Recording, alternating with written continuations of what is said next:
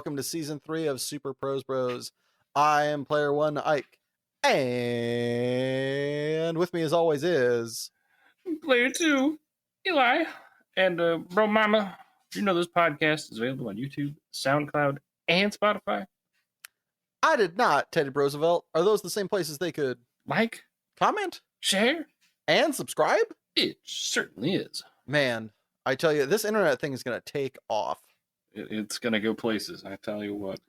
Well, you know, speaking of things that have gone places or are going places, my professor, what you been up to?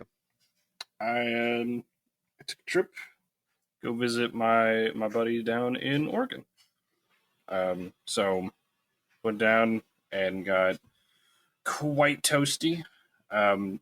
Also, playing the game Secret Hitler while you're drunk is outstanding.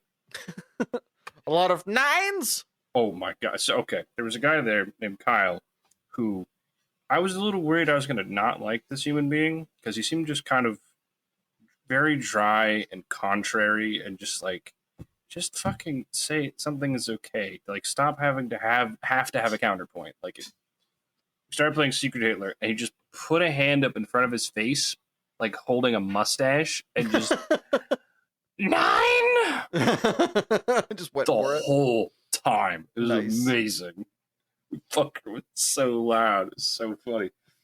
I also almost tried to poison my buddy. I found there was a very expensive bottle of scotch that we unearthed in one of the storage units when we cleaned those out. Mm-hmm. And it was still sealed and everything. So I was hoping it was good. It was not. And shit turned. Yeah, apparently my buddy took a drink and was like, oh my god. And like his body revolted against it like it was pure poison. Because it might have been.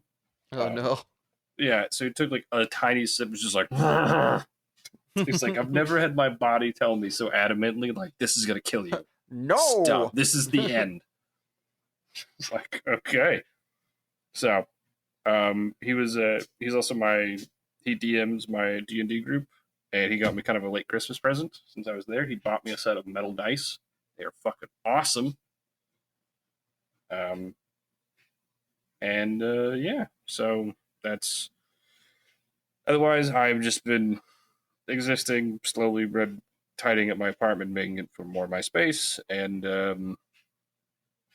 my cats have been fucking clingy douchebags. I can't eat breakfast without them fighting over my lap. It's truly a nightmare. Send help. Send help. I need help. Please help me. Yeah. That was, what have you been up to? So. Hold on. Oh, finger down. Oh no, I closed it. Let's see.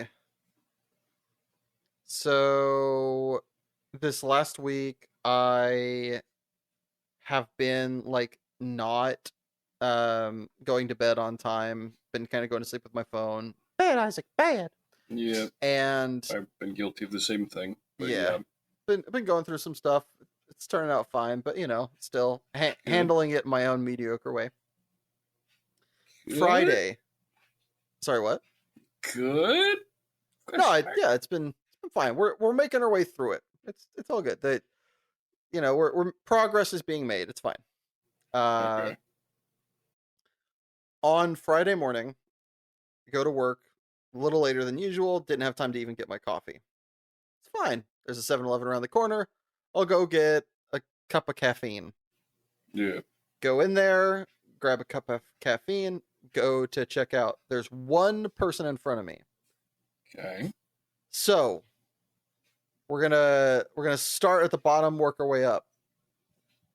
Guy was wearing sandals and socks, had either long shorts or short pants, don't know which.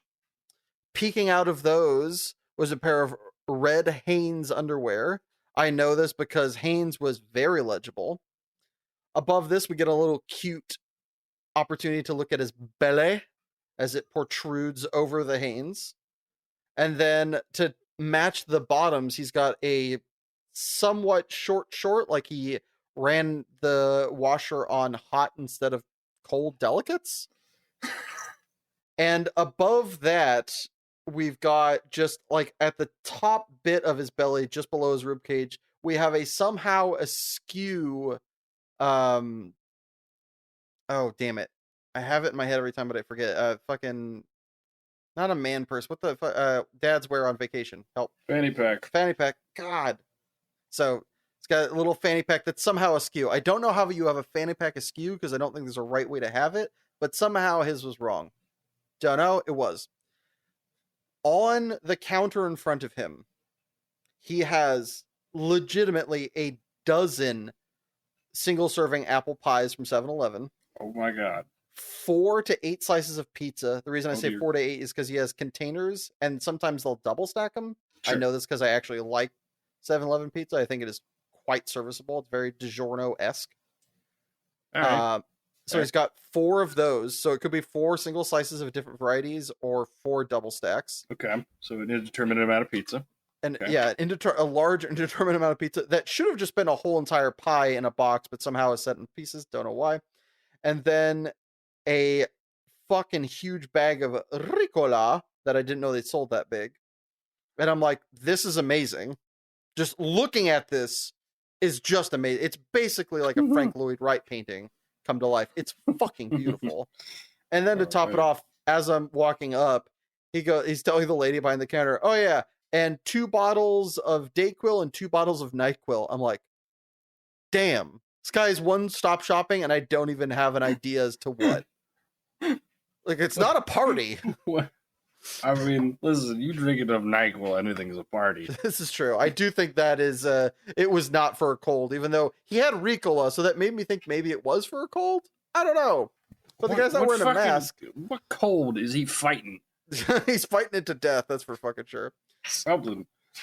So I see that. I'm just standing there. I don't laugh at the guy, but I am enjoying the image. You're enjoying the spectacle. Yeah, it's a show. And Very it was much free so. to enter. It's delightful. So I'm standing there with my cup of caffeine, just waiting to purchase. He looks back at me and goes, "Are you super wealthy?" And I'm looking at myself, and I'm wearing the Sears family suit of hoodies, shorts, and shoes. And being like, I don't know what gives off that impression that you'd even ask that question in a 7-Eleven of all places, but I'm just like... What uber wealthy man is in fucking 7-Eleven? Yeah. Full stop. Full stop. But I just love the fact that he said super wealthy. Not wealthy. Needs to know if I'm super wealthy. There's a Are you qualifier. super wealthy? I'm like, no. He goes, oh, okay, I got you then. I'm like, huh? And he points at my caffeine, and he goes, I'll pay for it. I was like, oh, sweet. Free cup of caffeine to start the day and a show? say less. What a fucking homie. What a homie. This is awesome. And he pulls out a band of cash, like a wad from his pocket. It's mostly 20s. And it's got some we got some lottery tickets sticking out there. I'm like, all right, I'm picking up this guy's vibe. I can't fuck with it. And he's like leafing through 20s, and then he just turns back and looks at me and just hands me $100 bill. What? I'm like, okay. He goes, here you go. I'm like, thanks. You know, asks for 2 bags, 1 bag for all of his stuff, which I don't think will fit in a bag, but he'll figure that out. And a bag for my cup of caffeine. Hands me the bag. I'm like, thanks, man. He goes, yeah, have a good day. I'm like, okay. What the fuck? And so I walk outside, and for the next 3 blocks, I'm just going, what the fuck? What is this? Like, I'm looking around for like a camera or for him following me, and this is like a bait for him to like kill me. I legitimately was just for 3 blocks just completely perplexed. What? Enjoying it, blessed, but fucking wildly confused. Huh? Yeah. Just like could not. Like, I mean, if he just paid $5 for your fucking monster or whatever, like, hey, that's like normal levels of generosity. Yeah, thanks, I'm not going to question it. Bro, you're just shilling out fucking Benjamins. Yeah, like, here's a Benji. Wait like, a minute. Yeah, all right. What's the catch? Like, this is too good to be true. What's the catch? Do I have to wear your get up out? Like, what am I like? Am I flashing some butthole? What's happening here? I mean, I will. I'm, just let me know. Like, don't blindside me, man. Yeah. Give me the script. Let me read my part. Yeah, exactly. But and then I just went to work and had a fine day. I was like, what the fuck? It starts at 8:40 in the morning. I'm just like, oh. Then the following day, because my weekend continued to be interesting. Okay. In my mind, Saturday I'm gonna wake up, take care of my morning normal biz, going to do my Saturday morning meet with my therapist at 9 a.m. to 10 a.m. Then I'm gonna leave shortly after for a tournament up in the valley here in Los Angeles. It's gonna get there at noon, so I'll leave at like 10:30. Got all my shit planned out. It's good. I get online, got my cup of coffee, ready to therapy. And then I see that the link is canceled. I'm like, what the fuck's this about? Little skittish. I check my emails, and he sent me a thing going, hey, something came up this weekend. Yeah, I have to cancel. I'm really sorry about this. I'll see you next weekend. All right, fine. Life happens, whatever. I'm like, okay, cool. Now I have an hour. Neat. Do some other biz, take care of some stuff. Oh, like 10:20. All right, get out the door. Walking down to my car. And then for whatever reason, let's just check the listing. Let's check. I don't know. Let's just check the listing of the tournament. Make sure I'm going to the right place or, whatnot. Sure. I check the listing and I see it. Tournament starts at 11 a.m., not noon. And if I had not checked and left, I would have been like 40 minutes late. So the tournament would have already been well underway. I would not have been entered in, would not have been able to be entered in.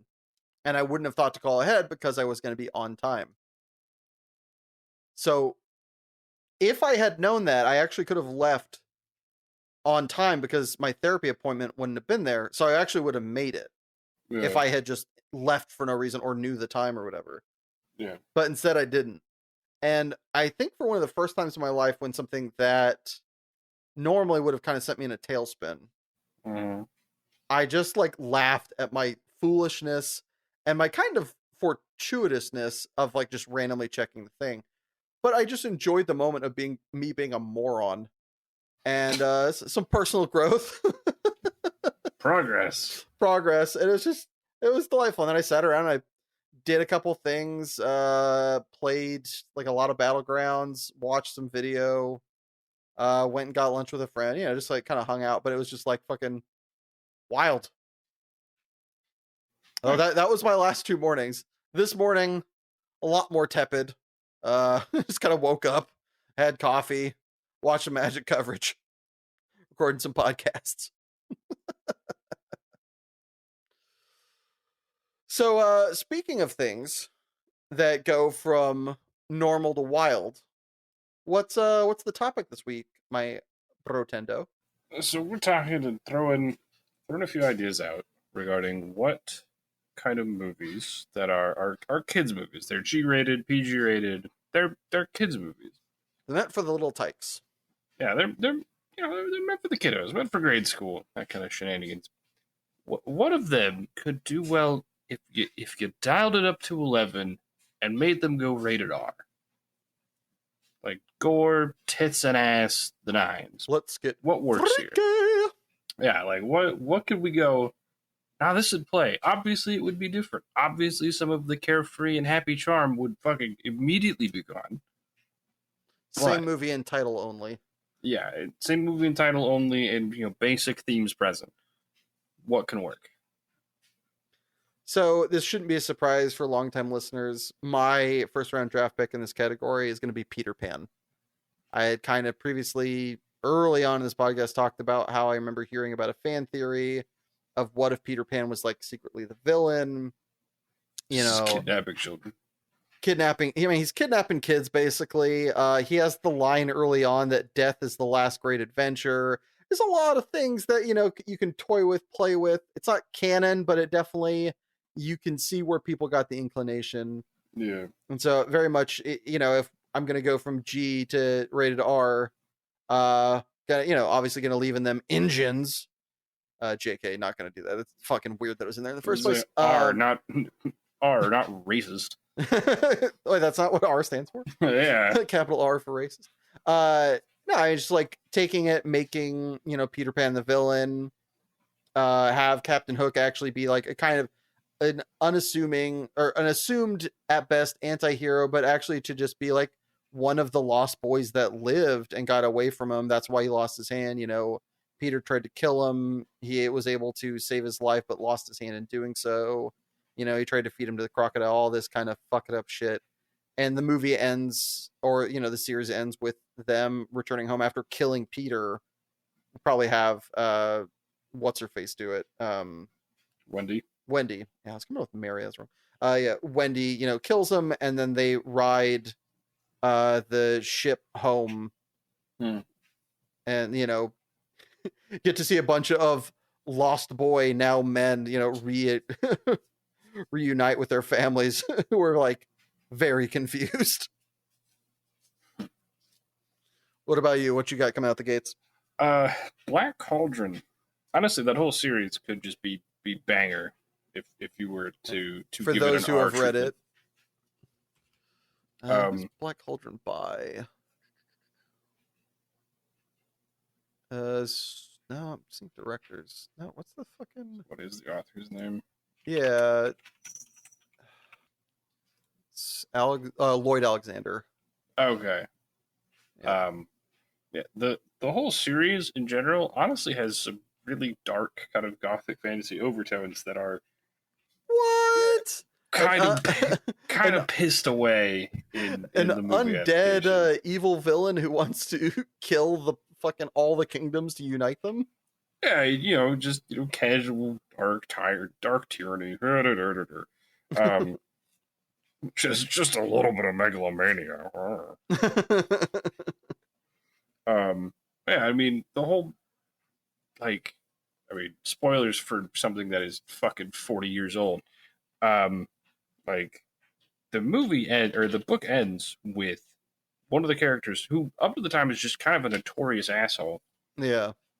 Killing himself, because the whole premise of the Black Cauldron is it is an army producing machine. Yeah. You can just throw a corpse in and it spits out a zombie. Is it? I remember there's something that has to happen to get in the weeds of it for a second. There's something that has to happen. Like the reason it is destroyed is because you can enter it voluntarily. You will die. It will go. Is that what it was? I thought there Mm-hmm. was Because one of the characters, who's an absolutely insufferable tool, does one decent thing with himself yeah. and throws himself in the cauldron. So it's you. Yeah. So you have to like. It has to be involuntary, or you have to be dead, or something like that, or if it's either involuntary or you're dead, I believe it just regurgitates a thrall. Yeah. Okay. But if you willingly sacrifice yourself to destroy it, it will go. Yeah. So they have to get close enough, and they have to there's a lot of fighting and problematic shit on the way, and then they have to have one person nobly sacrifice himself, and it just explodes. Like there's a lot of opportunity for some hardcore medieval shenanigans to happen. Like there's a lot of swordplay. There's a lot of grisly shit.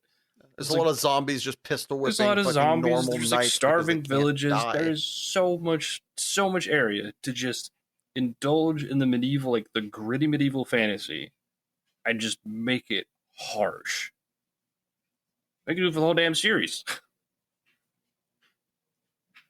What is next on your itinerary? So for those of you who grew up in the 90s with me, there was this lovely little mouse that everybody loved. Five-O. Papa. Five-O. So An American Tail starts off rough with them, the main character, Fievel and his family, who are, if not directly supposed to be, are very much metaphors for the Jewish people freeing themselves from the clutches of, I believe it's supposed to be Russia, but maybe it was some other shit ass European country that wanted them dead. Is that what it was? I just thought there was a general stand-in for a poor European immigrant. I didn't know it was more specific. Well, in the beginning, they're very much trying to get out of Dodge when they get on the ship and stuff like that. From this is a long time ago, so pardon me if I'm very off. But I believe they're stand-ins for Jewish immigrants for sure. But I believe they're supposed to be Jewish immigrants fleeing some particular. They are a Russian Jewish family of mice. Yep. Okay. Yeah. I mean, you can see the like head-on like kind of symbolism in the dad playing the like violin gives very Fiddler on the Roof vibes to me. Anyway, Yeah. Fair. I mean, you have the mouse being a main character, you can get like really watership down on this motherfucker and just go kind of animalistic and like, have them have conversations, live in a society, but also still be like, fucking animals that get eaten or that have to live off just like heinous shit. Like they run. One of their biggest things is they run away from cats. Like you could just have cats eat some people and have it be like grim. Just straight murk. Yeah, just crunch, bones, blood, gore, everything. Like you can quickly make it feel very real. Yeah, just you can go heavy as shit on this one if you want to get more into imagery or like socio-human imagery. You can get even like you can use the plenty of source material over the ages of Jews being slaughtered. If you want to go that way, you don't have to work that hard to get quite grisly. Listen, it's like fucking 1920s, 1930s Europe. There's plenty of terrible shit you can reference. Yeah. There's no shortage. Yeah, there's no shortage of they're basically not people that went down. Yeah. Yeah. Speaking of a time back then, what you got next up on the old Listerino? All right. Incredibles. Everyone, superheroes are so often spun in such a positive light. I feel like it's a fairly recent, or at least popularized recently, to put them in a not so flattering light, or where it's like, oh my god, if someone has super strength, that is a nightmare for regular people. Yeah. But like, if you think about the Incredibles, like, you could very quickly make that like very quickly rated R. Like, I mean, he throws his boss through a bunch of walls, and they wipe people's memory to have him get away with it because he's useful to the government. Basically, because the government owes him. Yeah, all you have to do is tilt shit. the camera in a certain way, and you change like PG to PG-13, and then to R like pretty quickly. Yeah, like you barely need to change the plot. Like, goddamn. Yeah, you could literally redoctor the movie to be PG-13 or R with just blood splatter. Like any times he goes fucking ham, and it just like ends with blood splatter instead. It's like there's and I mean even not stretching too far, it hits on some fun adult themes, and it's like just imagine even regular dudes are stupid when they're having like a midlife crisis and they're having doubts about their own masculinity and mortality and security. Now just imagine that he can throw fucking cars. Like, people die so fast in this scenario on accident. Like, and he goes out looking to exact some justice and accidentally like kills a guy who he thought was doing something bad, but this guy and his girlfriend were just having an argument, and he like decided he just overreacts and rips the dude's arms off. Like, don't touch her like that. Oh my god. Yeah, like it's very easy, and I mean then you can go kind of crazy with it, and the whole family gets up to fucking shenanigans. Like, okay, you have a teenager who can be invisible. Bruh. Yeah. If you had that power at 15, what do you think you were doing? Dude, there's every guy, I don't care how good natured you are, you're standing outside a girl's window. Like, I'm sorry, maybe a guy's window. Hey, inclusivity. That's what Super Pros is all about. Listen, everybody can be a creep nowadays. It's not exclusive. Yeah, fucking degenerates. Like, and then there's like super speed. Like, how often are you like nicking shit, cheating on tests? Yeah, like cheating on tests. As trip, like theft. They show like the most watered down version of him putting like a tack on a teacher's chair who's an asshole. Yeah, like, I mean, he could just rob places unwittingly. He could just steal stuff from people, no problem. They'd never know. Like, Yeah, there's so many opportunities to give it kind of an adult twist and make it very grim and just like you change the conversations at the dinner table like, oh, Dash stole a bunch of money and just like, God fucking damn it, like Yeah. Nobody saw you though, right? No, of course not. I'm going the speed of light. Like, I'm going the speed of sound. I'm literally as fast. He's canonically as fast as a bullet. is he? That's awesome. Yeah, like at one point he's running next to a bullet in travel. Oh, So I don't mean, remember. I forgot about that one. That's yeah, wild. like it's like an assault rifle. So like it's got pretty good muzzle velocity. So motherfucker can move. Anyway, what's next? To go even farther back in time, we're gonna hit everybody's favorite brontosaurus with the beaten stick. Land Before Time. Let's get primeval on this motherfucker. A Littlefoot, no. Like, I mean, how friendly would all of these green eaters truly be? Like, we hanging out?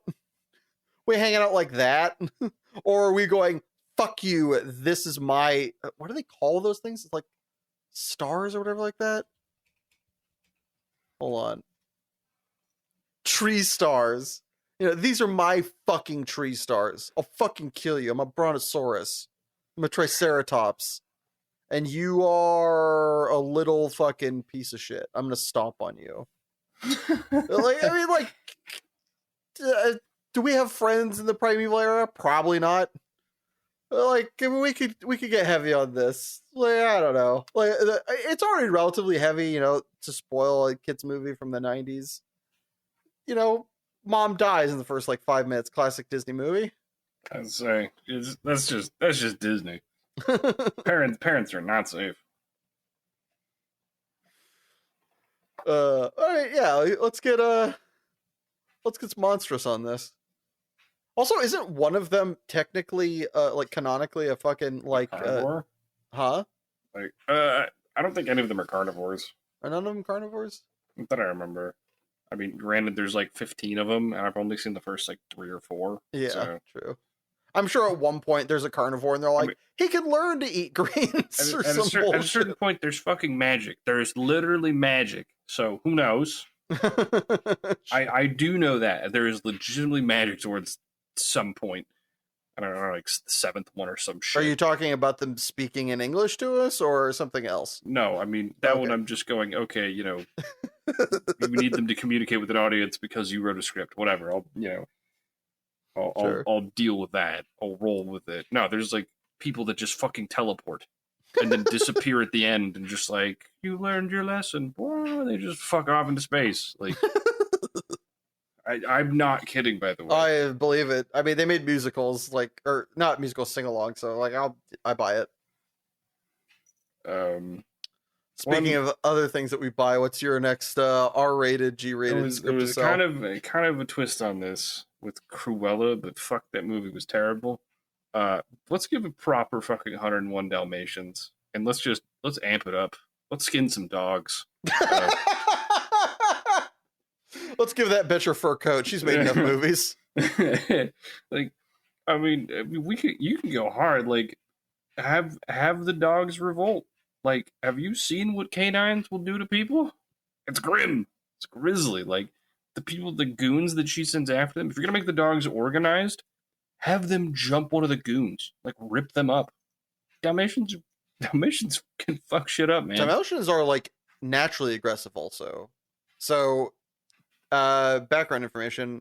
Our aunt is a dog breeder of predominantly, wow, Eli, help.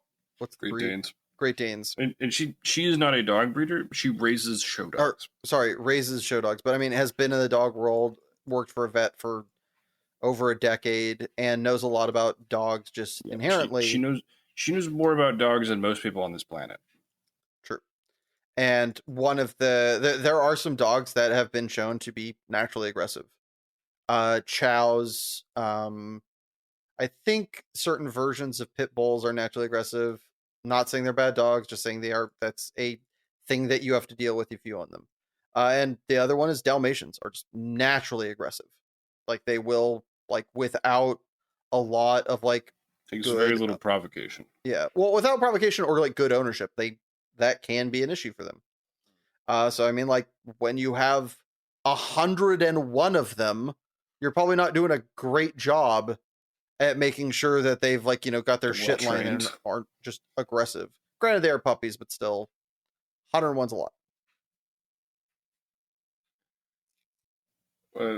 Yeah, and I mean, listen, Cruella de Vil probably should die, so let's just fucking. That woman is evil. Which gotta go. What is next? What were you gonna nominate? So next on the chopping block, sticking in Disney because why not? Going a little Pixar way though. So the movie WALL-E is already a little bleak, and I'm not looking to like amp it up. I think I'm just looking to not sugarcoat it and more kind of go lead into the dystopia. yeah, like kind of have WALL-E meets oh, what was that Will Smith movie? He's like the last man on Earth. Oh, I Am Legend. Yeah, WALL-E meets I Am Legend. Just WALL-E walking around, just doing shit and just being like really depressed. Like more than no Eva shows up. It's just the whole movie's him fucking like looking at old videotapes that break down because celluloid has like a half-life or whatever, just like watching a movie for the last time and being like, and eventually the movie ends with his battery finally running out and him becoming like all the others that sit around the planet, just dead. Save the environment, motherfuckers. Like, I don't know. Oh my god. I don't like this.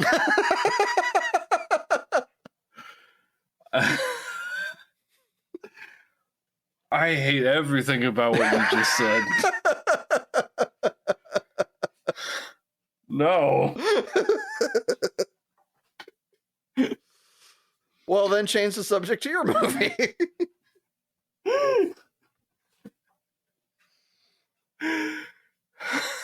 What the fuck? Oh my god, why? So okay. All dogs go to heaven.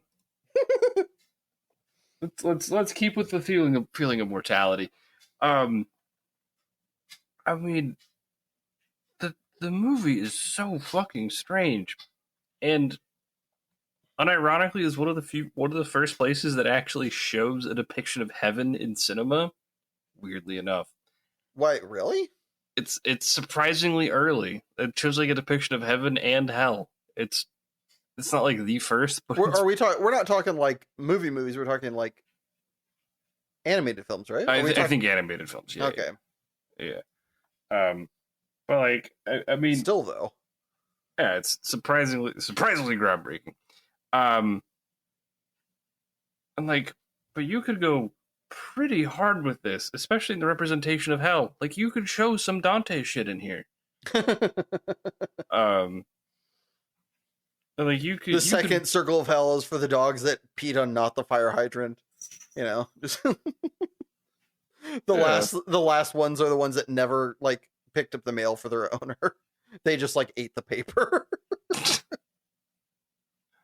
It's just this bad dog at the on like the roof. I mean, that also just the whole premise of a lot of the movie is so grim, and like, I mean, the whole idea is that he goes to heaven and goes back, and they say you can't come back. Like, so the second his stopwatch stops, he is dead. He will go to hell. He has to keep it running. Like, you can lead into so much of mortality and go. You could just have hours of him diatribing and looking at the watch terrified, and like waking up, grabbing it, panicking. Like, it's you could really, really fuck with this idea and this looming dread and constant panic of what happens if I lose the watch? What happens if it's like, what if just someone steps on it? Oh, Jesus. Yeah, like this. I feel like so much of this plot is wasted on a G movie. And also, like, if they just lean into it, like, and some of the wacky fucking animation, that I do love fucking late 80s, early 90s animation. That shit got wild. Yeah, Like, they really didn't have anybody looking over their shoulder going, I don't think so. They were yeah, just like, yeah, sure, publish it, I guess. it really didn't. So, like, just, keep the aesthetic, roll with it. But what else do you got? So next up, we're going to get a little furry on this shit. Oh, boy. Got Beauty and the Beast. Oh, boy. Look, one, the initial premise is already, like, more It's than already G-rated. Like, we've got prisoners, we've got, like, self-sacrifice, we've got, pitchforky townsfolk. We got the whole shebang. We got, like, the douchey hunter bro, rocking around in his, like, Chevy, like, with dip in his mouth. Except it's, France in the 1500s. Or earlier, probably. But I don't know, it might have been dead on. But one of the big things for me, so we've got a romance between a woman and a monster. A monster who, I might add, basically became this... he's basically an incel. He's, he was like 15 or 13 at the time. It's been forever. He definitely hasn't been getting some from his appliance personnel that are around. So the guy's pent up, and now a girl is willing to, try and see him for who he is. 100% some Rule 34 furry shit happens. Lock it in. You seen The Shape of Water? Here's the shape of that monster's dick. Like, it's... it's... Eat your heart out, Bad Dragon. It's gonna get... Oh my god. Bestseller. Just the furriest fucking...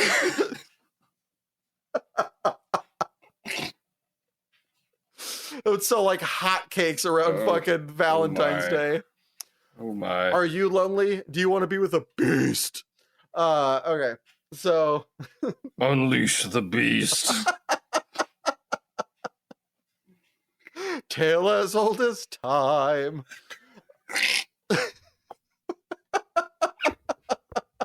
Oh no.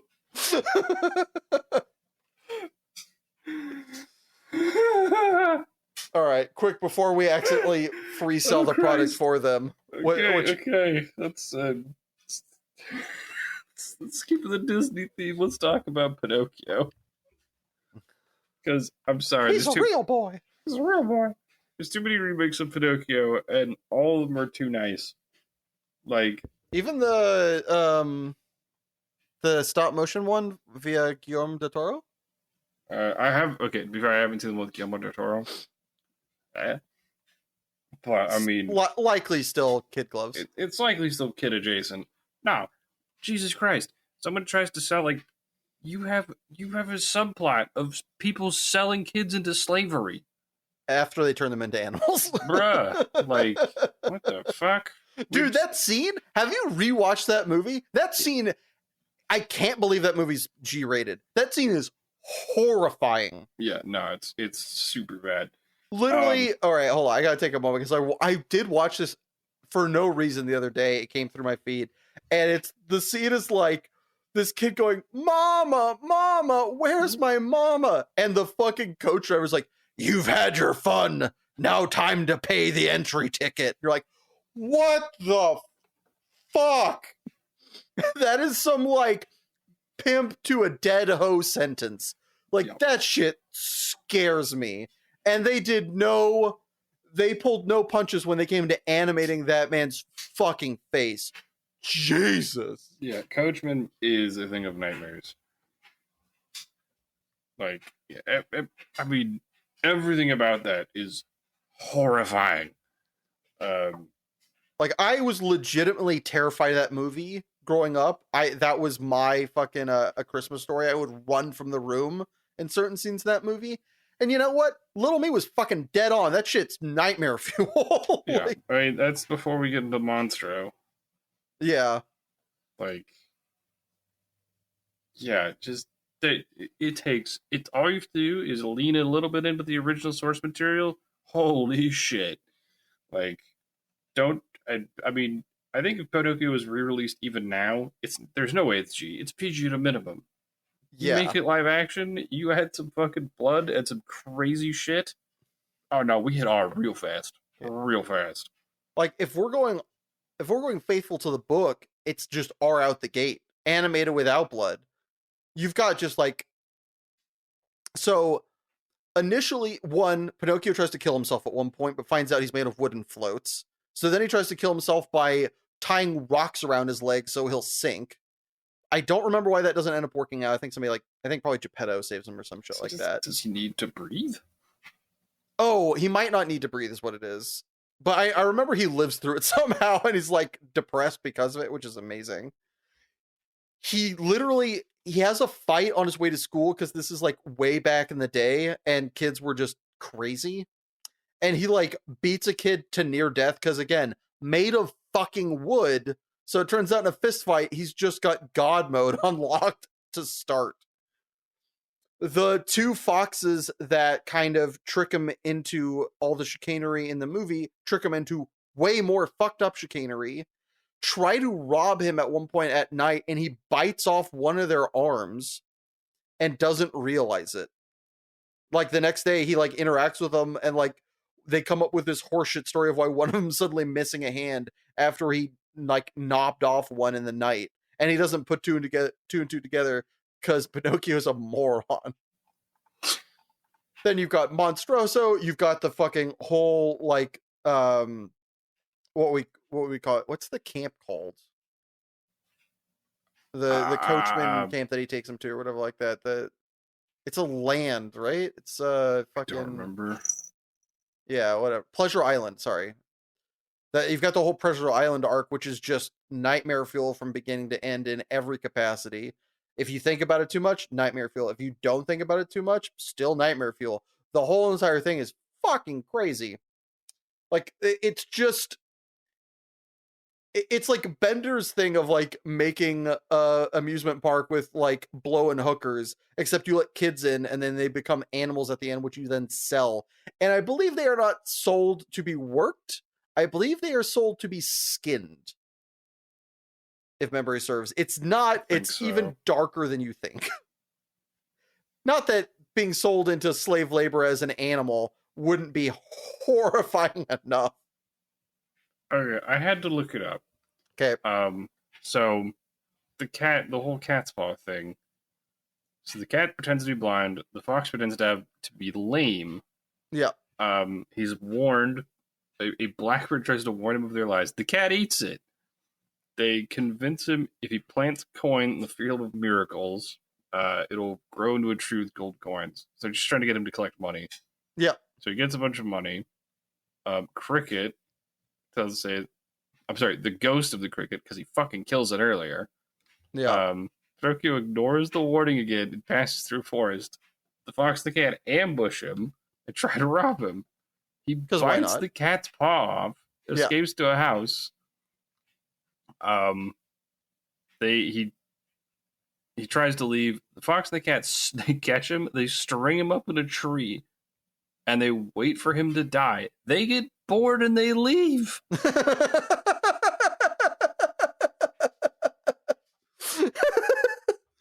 It's taking too long. We got shit to do. Yeah. Then he meets them later and he goes back out to the field of miracles to try and plant the gold tree. Well, I think it's because he doesn't know it's them, right? Or does he? Yeah, they're disguised. They're disguised. Although one of them's now missing a hand and he can't put two and two together. Yeah, I forgot he kills Jiminy Cricket. That's right. Yeah, nah, Jesus. There's so many crazy short stories that are just fucking outrageous. What the fuck? Yeah, it's amazing. People say we're terrible now. It turns out so many, if you look at, and this is the beauty of this list, there's a lot of these, you don't have to edit them. You just go back to you just go to the original source material, and they're fucking crazy. Yeah, like I mean, wild. Beauty and the Beast, if you go back to the source material, I'm sure is fucked up. Peter Pan, it's kind of tepid, but it still has like really woof It's a little weird. moments. But Pinocchio, it's fucking nuts. The next one on our list, Jungle Book. I think I've talked about this, but if I haven't, just read the Jungle Book. It's fucking nuts. King Louis is not a nice guy. He wants to like eat Mowgli to see, like he wants to take him apart to see how he works so he can become one. I want to be like you is not the song you think it is. I want to be like you is like a lot more literal than you believe. Yeah, he's literally just a psychosurgeon with a hacksaw being like, I want to see what you look like. Really? On the inside. Yeah. He wants to, like, I literally have thought out I remember thinking out a scene at one point that I believe I conveyed to my co-host where it was like a fun thing to do in a like a horror movie is find a way to get them to be able to sing that song while he's like practicing on a cadaver or some shit. It would be so on the nose and perfect. But I mean, just the whole entire the movie ends with, the original movie ends with Shere Khan running off in the forest with like fire tagged around his tail. Nope. In the original, Mowgli gets cast out because he can no longer be part of. He does something that is against the rules of the jungle. Gets cast out. Still, Shere Khan hunts him. He kills Shere Khan, skins him because that's what you do, and he's still not allowed to be a part of the jungle anymore. So he's ending up to like basically a forced existence in between worlds because he grew up as an animal, but now can no longer be an animal, but doesn't know how to people either. The end. That's legitimately how the book ends. Wow. It's fucking wild. That's also, irrelevant but kind of sad is that Ka is actually not a bad guy. He's just a gray character. In the book, the only reason he has words of wisdom. I believe he's told to not be trusted alone with Mowgli because he probably would eat him. And I think that's just like a mutually agreed circumstance. It's like, just don't leave Mowgli alone with him and we're fine. Around us, he won't try because he'll know, like, between Baloo and Bagheera, the, like, snake knows he'll get his ass whooped. So he's like, all right, I won't. But the second he's left alone, he probably would. Yeah, everybody's kind of on the same page, which I kind of fuck with just as a general rule. But he speaks sense to Mowgli, and the couple times they talk, he's like kind of a wise man / guy that would eat him. But the reason he's basically involved in the story is because Bagheera and Baloo need a third to help rescue Mowgli from King Louis, and they know that Ka hates the monkeys and will just basically be a free mercenary for hire to come throw down and eat some monkeys. That's the reason he's involved. Is like, hey, Ka, we need a third. You want to go eat some monkeys? Yeah, I could go for a little bit of monkey. All right, cool, let's go. And then, like, that's why he's in the story.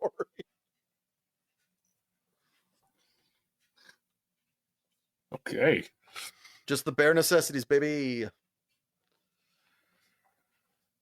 All right, off of Disney, we gotta hit some DreamWorks real quick. Talk about some Iron Giant.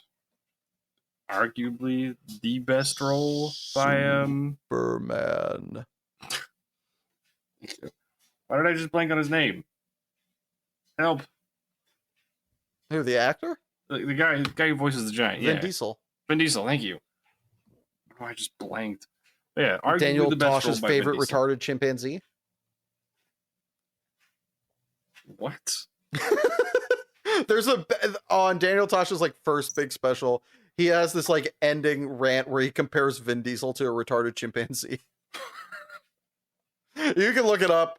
It doesn't hold up, but it's still hilarious. Anyway, yeah, I mean the whole premise is he's a stranded war machine.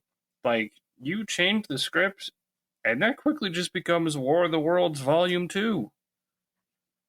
Like, you take it a different way, and the final act of that film just becomes a dystopic like nuclear wasteland nightmare. It quickly becomes the game Fallout. Like, yeah. Like, what if he just didn't befriend Hogarth? Or what if like Hogarth got bullied? Yeah. Oh my god. Yeah. Fair. What if he just turns it on him? Like, what if Dean got frustrated at Hogarth's mom and said no? We know they fucking. Look. Listen, she's a single mom with needs. He's a guy with need. Listen, he's a beatnik in the fucking 70s. Like, he's getting it. Yeah. Also, still forever the best line of that movie. Found your pet. Everyone, I apologize in advance for this. Sorry, I can't pay you full price. It's like somebody took a buyout out of it. That's why I'm selling it to you. It's got a bite out of it. Honestly, that movie holds up terrifically. Oh, the movie slaps. The movie still bangs. Yeah. But yeah. Also, it's without that movie, we basically don't have half the Pixar bangers. Because that's Brad Bird, who did like most of the best really? Pixar movies, yep. And that was his first time at the helm. And he fucking knocked it out of the park. Yeah, okay. But yeah, I mean you just make you lead into it being a weapon, you make Hogarth's home life worse, or make him very frustrated because mildly lean into the racism that is the fucking, the 70s. Yeah, like there's plenty of lots of avenues you can take. Here. I mean, but you have a walking, talking war machine. Oh, we can get dark. It takes like one bad schoolyard moment or one shitty adult. Have the mom have a shitty boyfriend that isn't fucking Dean. Yeah, like have some guy who hits Hogarth and the giant sees it. Yeah, that man is a pancake now. Or that man just got thrown into the atmosphere. Like. What do you got last on the list? I just love the idea of Willy Wonka and the Chocolate Factory, but instead of these cute punishments, we just like lean into them a little bit. The reality of what definitely happened to those kids. Gunther! That kid's fucking dead. He is asphyxiated in a chocolate tube. Fucking, like all of them. Yeah. Fucking eat it. That girl turns into a blueberry. Well, her organs have definitely collapsed. She just had anaphylaxis. I feel like that is an allegory for anaphylactic shock. I'm sure it's an allegory for it, but the reality is her organs just went. Also that. Just fell down a tube where the bad eggs go. One, that chute is however long, and that terminal velocity is not going to treat her well. Also, bad eggs, and one of them, it's alluded they go to a fucking furnace, which you're not going to outrun gravity to turning that off. Girl be cooked. I mean, even if you turn it off, it's still going to hold residual heat. She is going to burn. Yeah. It's an industrial furnace. It's not. The thing doesn't instantly cool down. It's not your fucking. Like, I mean, for God's sakes, even if you turn off your stove at 350 and a minute later put your hand against it, it's still hot. Yeah. Yeah, now dial that up to 11. Well, and then you've got like fucking Charlie and his grandpa. They like float up. It's like, oh, we're gonna slowly float down. No, you're not. You're either gonna hit those fans or like fall 40 feet. Like, you don't live through this. That one you can make the argument because of how buoyancy works. Sure. The rest of them are fucked. Yeah. That kid got turned into like a fucking Pez dispenser sized child. Some problems here. Well, I'll leave that up to like doctors and physicists to explain so I don't just talk way out my ass, but I don't think it's going to go well for him for very long. It's probably not great. Re-enlarging seems difficult. Fact. Now that's a kid you can feed on a penny a day. Maintenance costs are just terrific. All right, to close this out, bro, what you got? All right. How to Train Your Dragon could be a fucking baller HBO series. Like, you've got a Viking village in the middle of I don't know, like Scandinavia somewhere, like Norway or something, Yeah. and it is under siege by dragons, so they have to evolve a crazy warlike culture of fighting dragons. The fuck? It was made to be written as an R-rated film. Like, fuck Game of Thrones. Let's get some actual dragons going on here. Yeah, like if you just leave it where Hiccup doesn't, the way I like initially when we were talking about this saw it was like either you lean into it and Hiccup doesn't ever like see them as creatures and they just fight dragons on Vikings. Dope.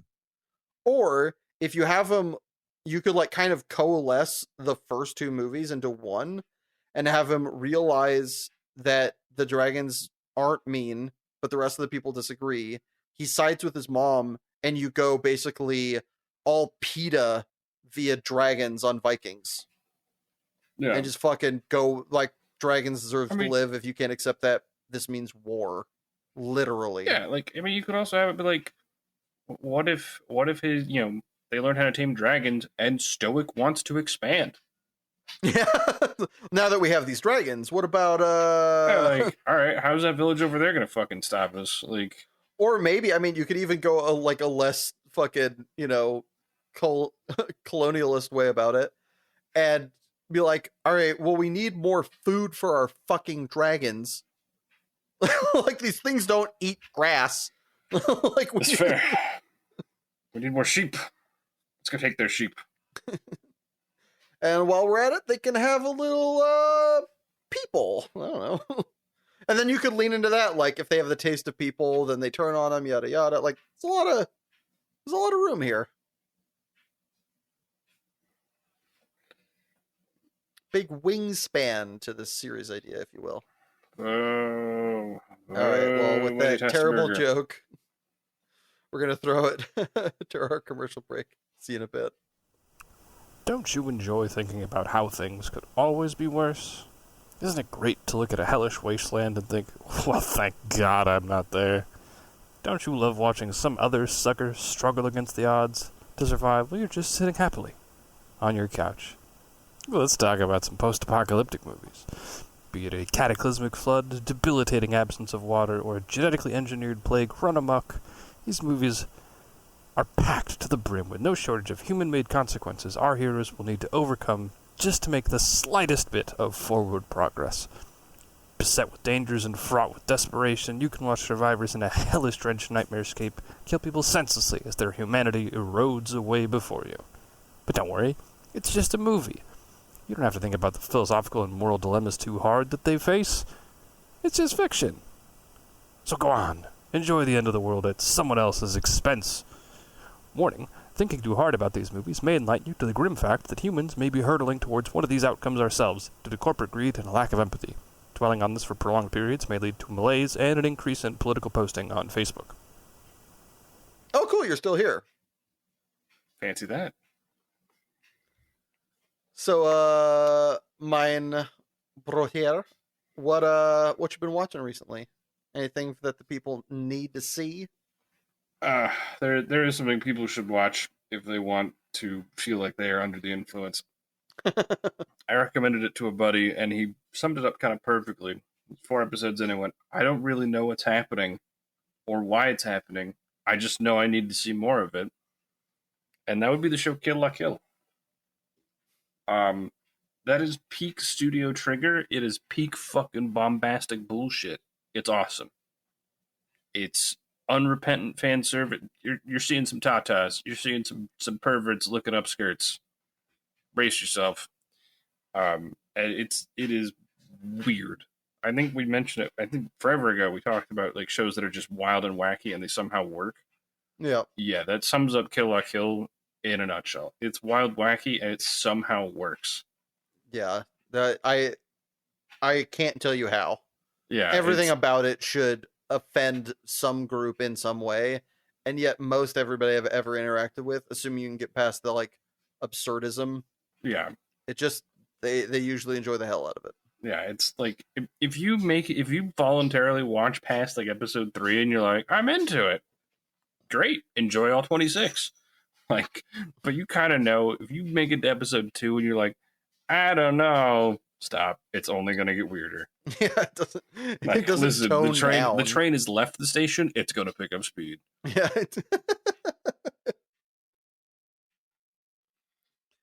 Well, on the opposite end, while mildly absurd as it is the relationship between a bear and a mouse, Ernest and Celestine is adorable and something I never want to see turn into R-rated. Aw. Ernest and Celestine is a watercolor animation about a kind of misfit companionship between a young mouse and a kind of surrogate father and an old like hermit bear. And it's adorable. It's got the voice acting of Forrest Whitaker, which is awesome and perfect. And all the Benny Hill absurdism that is mice chasing a bear at multiple points in the film. It's great. It's sweet. You can watch it with your Meemaw and just have a lovely night in.